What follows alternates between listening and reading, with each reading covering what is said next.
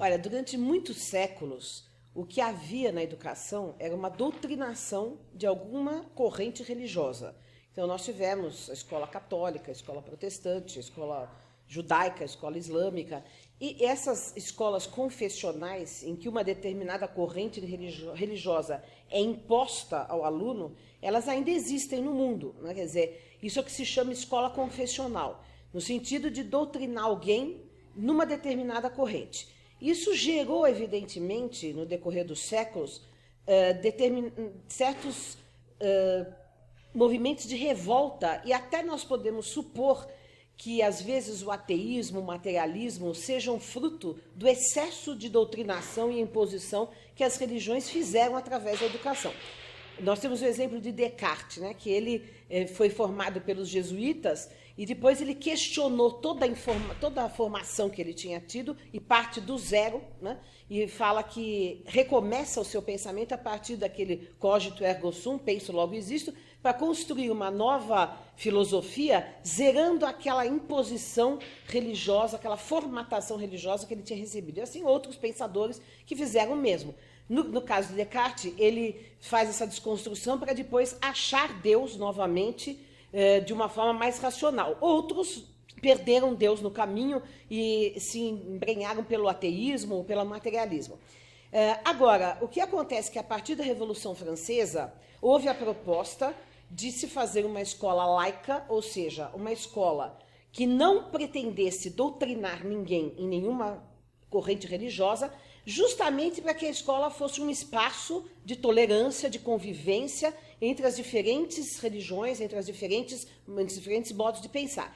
Isso foi uma proposta do iluminismo, né? Por exemplo, de escritores como Condorcet, né? Como Rousseau, como tantos outros que pretendiam que a crença era algo livre e que a escola não poderia monopolizar determinadas crenças, mas ser um lugar plural.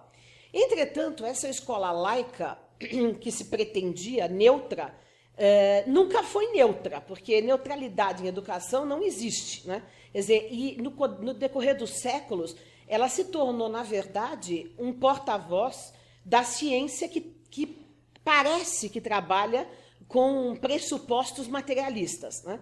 Então, o que acontece? Muitas vezes nós temos, hoje em dia, na escola dita laica, uma doutrinação do materialismo, né? Eu conto sempre um episódio que eu presenciei numa sala de aula, numa escola pública em São Paulo.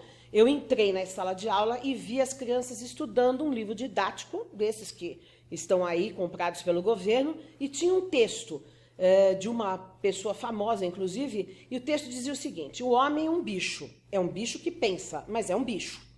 E assim estava definido o ser humano. Quer dizer, esse é o problema, né? A educação sempre tem lidado até hoje com respostas únicas, com orientações fechadas. E isso que a educação sempre se propõe a moldar o indivíduo numa determinada doutrina ou ideologia, seja ela religiosa, seja ela política, seja ela ideológica de algum partido, de algum Estado. E o que nós temos que considerar é que, dentro dessa formatação, o indivíduo não aprende a pensar, não aprende a construir um conhecimento argumentativo, racional, não aprende a pesquisar, não aprende a se colocar como um ser autônomo e que tenha um julgamento próprio e que saiba argumentar aquilo que ele acredita ser a verdade. Ele se engaja numa doutrinação e se formata de uma maneira dogmática naquilo que ele foi doutrinado, né? Ou, se não, parte por uma revolta de desconstrução, justamente porque o autoritarismo da catequese acaba destruindo até a vontade de busca de uma verdade, né? Então, o que a gente tem trabalhado é a ideia de uma reinserção da visão espiritual do homem, da espiritualidade humana, de maneira plural. E, aliás, a escola teria que ser plural não só no domínio das religiões, mas das filosofias, das ideias. Então, voltando aqui a esse livro didático que eu vi, né? O homem é um bicho que pensa, mas é um bicho. Por que não vamos falar? Determinadas correntes acham que o homem apenas é um ser animal. racional. Outras correntes acham que o homem é um ser espiritual, além de ser um ser biológico.